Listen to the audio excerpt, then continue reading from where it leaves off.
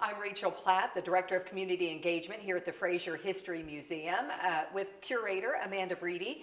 And we were going to open our exhibit, What is a Vote Worth? Suffrage Then and Now, in March. We are indefinitely postponed, of course, because of COVID-19. And I'm telling you, we're getting a sneak peek behind the scenes, which is really fun. You have been working for how long on this? So I became the curator of this exhibit about 6 months ago, but we've been working with community partners trying to get this together for about 2 years now. Because it's the centennial, right? I mean, this huge. 2020 is the year for all of these commemorations. Tell us about that. Right, so many of the organizations in town are putting together exhibitions and programs to celebrate the 100th anniversary of the 19th Amendment being ratified, which granted women the right to vote. That's kind of the end of the suffrage movement that we talk about in this exhibit. It really was about a 70-year fight for women to get the vote. So this exhibit and the others in town are really a celebration of that kind of victory when women were granted the right to vote. And we talk about that too, because I know a lot of people might not realize that a 72-year struggle for women to get the right to vote, many of the women who led the charge died long before they got the right to vote. So when we say, what is a vote worth, I always think about that. It was worth their lives in the fight. Right, there was only one woman that attended the Seneca Falls Convention that was even alive when women were able to vote, and she was too ill to even be able to vote. So that gives you perspective of that struggle. We have this imposing figure behind us. What you're looking at is the March on Washington. What year was this? It was March 3rd, 1913.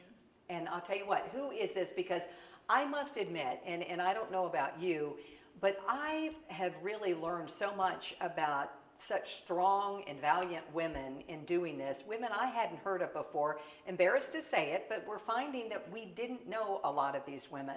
Tell us who she is and a little bit about her. All right, so this is Ines Milhollin. She's one of my favorite suffragists. She was a lawyer. She traveled all throughout the country speaking for women's rights. She, as you see, she always dressed very much like Joan of Arc and would ride on her white horse and begin many suffrage parades.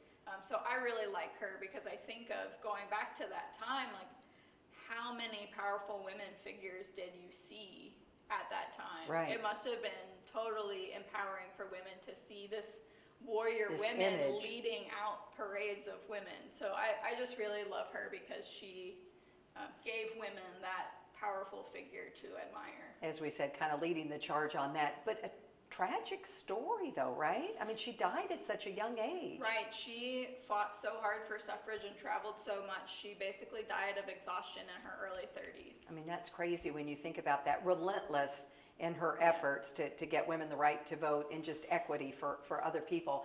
We're kind of looking at the overview of this. This was a huge march.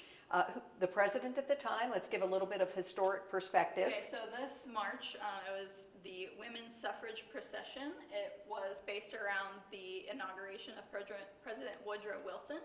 So they did it the day before his inaugural parade to kind of steal some of the spotlight. There were already a bunch of press in town, so they took advantage of that. They even distracted all of the press from his arrival at the train station. Huge effort and an undertaking.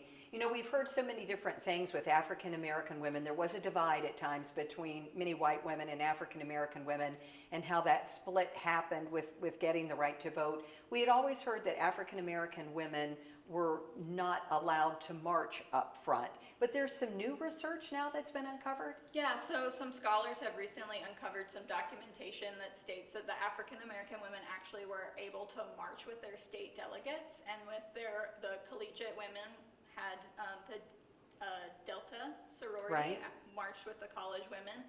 And this is very new. Like, we sent all of our panels and text to print, and I was sent information about this new research. I mean, this has been in the past 2 months.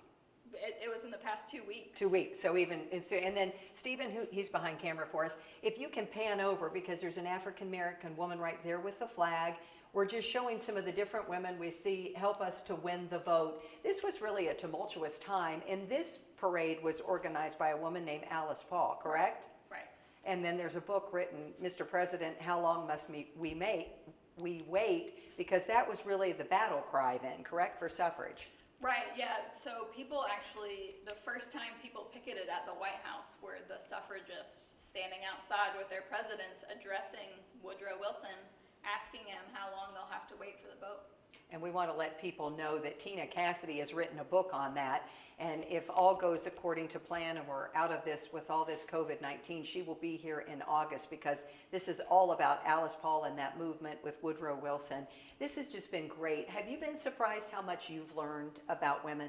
I've learned so much, and so you always hear about people like Elizabeth Cady Stanton and Susan B. Anthony, but there's so many other figures nationally and in Kentucky.